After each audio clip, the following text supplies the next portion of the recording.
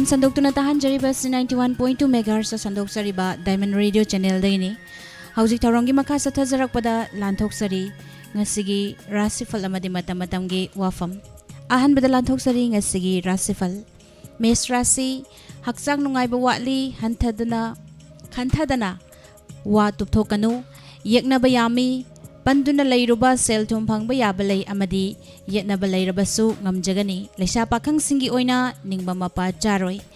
bris Rashi afa apun gi thabakta chauna mai pakani angambana luna chana tawbiba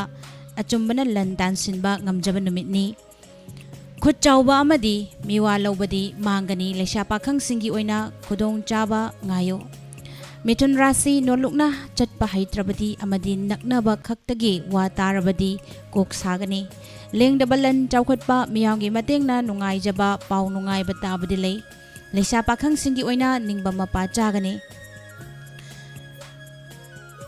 Karkat Rashi akiba leitana thauna fudokna thau pangbadi soidana mai pakani palamba thabaki lamda pukning pena nungai jagani Anam tanba hoya phabadi tawganu lesha pakhang singi oina anam tanganu Singharashi ningjaba fangani afaba khongsa lei sendong khuchau thana pangba yagani yetna bayaba maram amadi akhang ahai sabadi ngasishu mangbada nangani lesha pakhang singi oina wakhal nungai gani Kanya Rashi landabana mai pakani achumbana mangoinau lawsing tansenba yagani amadi marup mapang afaba Fangani mitop na thazaba thambadi apang batagani lesha pakhang singi oina mari kharadi farani Tula Rashi angambaga muknaba leigani tapthau hakjang nungaiba watli mirak jangbada irangna mangoi naganu thabakti pangani anauba asa lakani sel fangani lesha pakhang singi oina ningba thongjai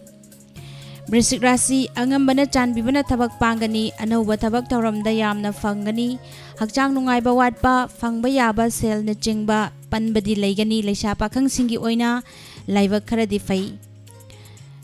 Dhanu Rashi ngasisu nachak naral chawkhatpa yetnabada mai pakjaba thijinbagi kanaba leigani nachananai gi lamda mangjaba amadi lawsing phodokpa wabadi lei lesha pakhang singi oina chanyangganu Makar Rashi ichang thawbana kanaba fangjagani thabak pangani miyamga mari fagani nachak nanaigi nasa nanaigi nungai jagani hoyadi faganu Huran badai chekshilu lesha pakhang singi oina nungsibana chanbigani Kumbha Rashi ningjaba fangani anauba asa lakani laibak fabana khutjaw thabasu kanagani asawbana naral mangjagani anam tanbana Nasananai kainagani lesha pakhang singi oina nungshiba fangi Aroibada mina Rashi oijoi thak yamna fangani afaba mingchat fangani marup mapang na thoina chanbigani khoirangbanadi mangjaba yetnabana kainabadi leigani lesha pakhang singi oina ningjaba fangjai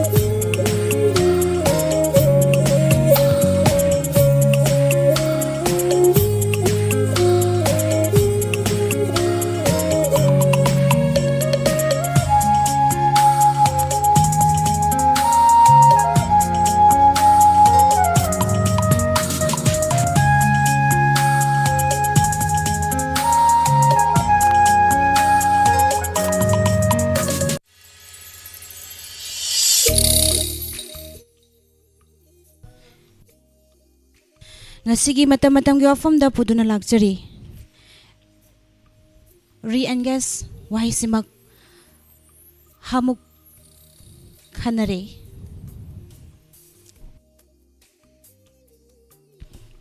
Manipur government ki makhada loisang mayam lay loisang singsigi employee shu yamna lay aduga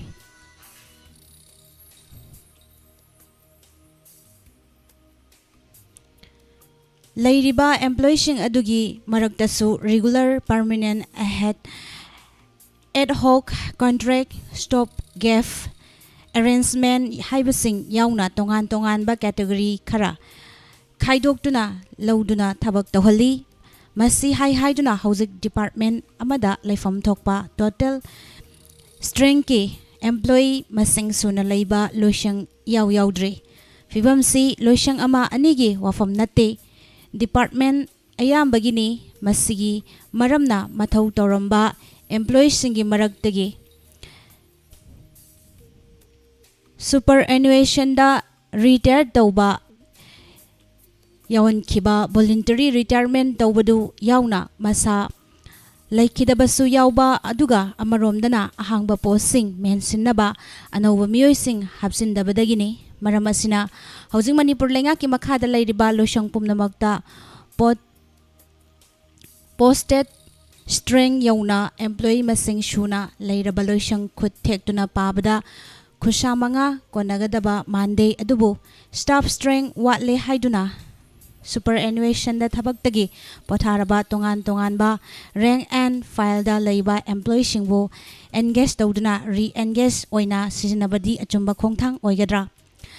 Masigumba re-engage ki tabaksi BJP na lusingba mamangi lengak tagina hausik lairiba anishuba anauba lengak khaki matam datan natana natte chahi tra manga chumna tam ahumlak miyangwi chawkha thaurang sing tawduna laklaga apunba MLA humfugi manungda khaibok kuntra yauna fawba miyamna thagalakhidraba aduga handakna sumnatagi mangadagi hena kaba ngamdraba Congress ki matamda sutauki government haibasidi continuation ni haibadumag chapchana lengak amagi mathangda amanasu lishang sitna chatharakliba thabakni masini ngasigi pujarakliba matam-matamgi Wapham